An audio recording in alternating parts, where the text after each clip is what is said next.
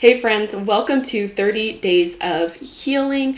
This is a 30-day series where I'm sharing with you how you can heal your trauma. This is all about helping you step into your freedom and embody your worthiness after experiencing trauma. This series is to really help you see which stage of healing you're in. If you're interested in knowing which stage of healing you are in exactly, go down to the links in the description and you can take a quiz to see which stage of healing that you're in. For the next 30 days, I'm going to give you a video roughly around 10 minutes long on a specific topic so that you can use it and then implement it in your life. The first video, or today's video, is going to be understanding stage 1 of healing. Stage 1 of healing is when you start to realize that you need to do something about the way that you're feeling, about what's going on in your personal life or your professional life. Maybe you've thought about going to therapy or hiring a coach, but you just haven't quite taken that next step.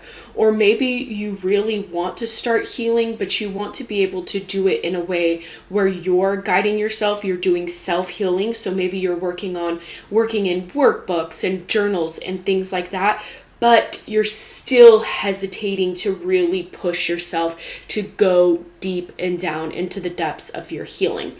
This is where all the magic begins, because all it takes is a decision for you to be like, that's it, I've had enough, this is what I'm doing. And you start to heal. Some of it comes in a very crisis moment, or some of us have the ability to choose that this is what we're going to do. In my case, it was a very forced decision. I am Angela. I'm a trauma healer. I help women embody their worthiness and step into their sovereignty after trauma. And I've been healing for roughly 10 years, and I've been helping women heal trauma for about 4 years now. And I wanted to do this series because I feel like it is so important, and so many women keep asking me to do something like this, and this is exactly why I have put it together and what we'll go through. But this is mostly in real time, so if you would like to see something specific that you're working through, that you want to be able to navigate, leave it down in the comments and I will curate content specifically for that during this series. So during stage 1 of healing, you really do have struggle with flashbacks, with triggers and memories, outbursts of emotions. Maybe you experience hyper independence. You feel like you can't trust anybody. You are truly in the midst of just everything just feeling so wrong, and you just want to feel like you again. And there might be things from your past that you don't want to talk about. You don't want to air out that dirty laundry, which is why self-healing just sounds so good. And to be honest, that's where I started. I started with journaling, and then I just slowly progressed from there. You also might be dealing with a lot of mindset around, this is what happened to me. Why did this happen to me? I'm never going to be the same. My life is never going to be the same. I won't be happy again. There's going to be a lot of this victim mentality around your healing and the things that you have experienced.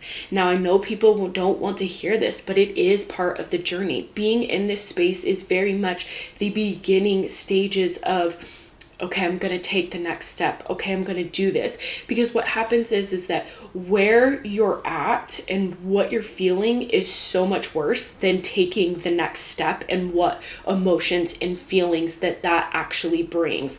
So what does the next step look like for you? If you're in stage 1 of your healing, you haven't really done anything, you thought about going to therapy or getting a coach, you maybe have self-help books that you haven't touched, journals that you've been wanting to work on, but you really haven't taken that leap of faith and stepped into that. What do you do? Where do you go from here?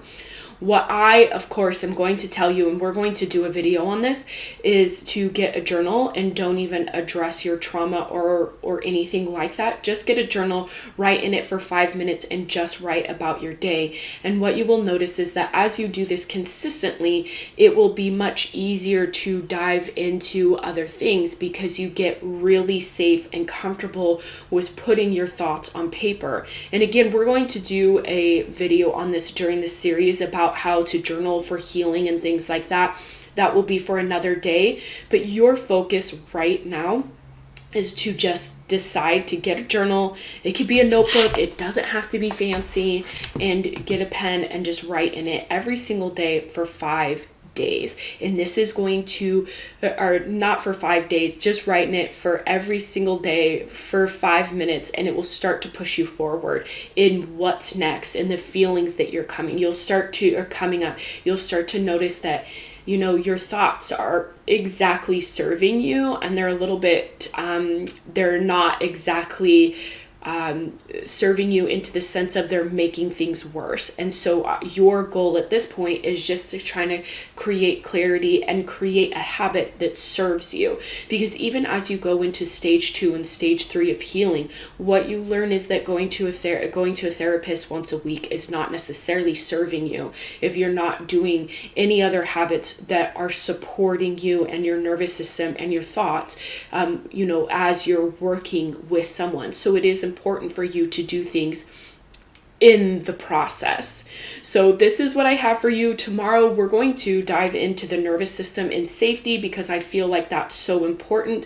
Again, if you want to see which stage of healing that you're in, check out the link in the description, but I will see you tomorrow.